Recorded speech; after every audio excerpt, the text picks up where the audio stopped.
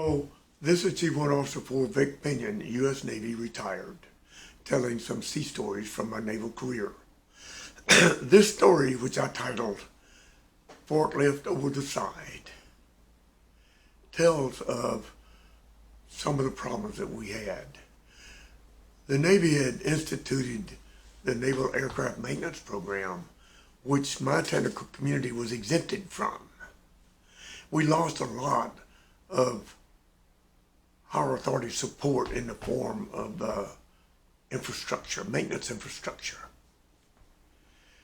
When the NAP was incorporated and they took V6 Division away from the Air Department and disestablished it and created the Naval Aviation Intermediate Maintenance Program. Well, they had also exempted yellow gear, such as tow tractors, huffers, APUs, and forklifts from that NAMP. Even though the Ground Support Equipment Division was part of the Aviation Intermediate Maintenance Department.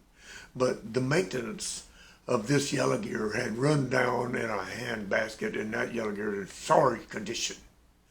We even had whole strike missions in Vietnam that were delayed because we didn't have any huffers available to start the engines, or only one to start all of the jet engine, which really delayed operations. They finally, much later, did include ground support equipment in the NAMP, and the condition of that machinery improved dramatically. Well, this is before they had done that. I was the catapult captain of the #1 catapult. I was an E6, 24, 25 years old. And I had a crew working topside, and it was late at night, dark.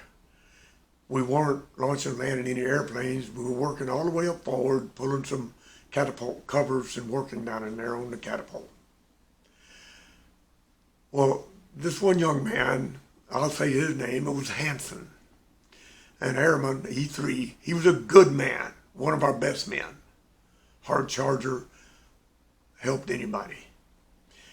Well, he was going to be the forklift driver. He had gone down to the hangar deck, gotten a forklift down there and put it on elevator #1. They brought it up to the flight deck level, and he drove it up to where this crew was working on unbolting these trough covers. Well, they were having trouble getting the eye bolts hooked up, and he parked his forklift crossways of the ship, ready to lift that cover out. But the parking brake on that forklift didn't work.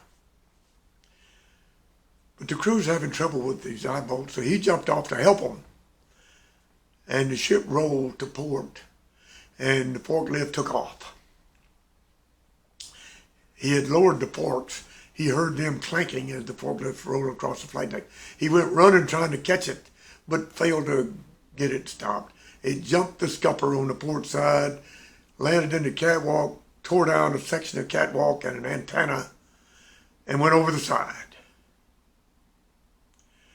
And Hanson's in a heap of trouble. Well, he come down and told me about it. I was down in the main control room. He came down and told me about it, and I told the maintenance officer, who at that time was Warrant Officer 1, Hose Turner. We were already in trouble for another problem that we had experienced due to a lack of higher authority support. But when I told him, he just squatted down, put his hand in his hands, shook his head. What next? He's got to go brief the boss. So he did. And the boss wanted to see Hanson. And the boss told the captain. And the captain wanted to see Hanson. And he had captain's mask on Hanson and found him guilty of negligence for not sitting on that forklift holding the brakes instead of getting off of it without it being chalked up.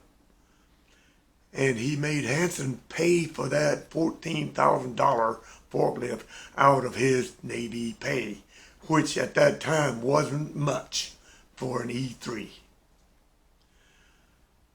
Well, I transferred off their ship before Hanson was discharged.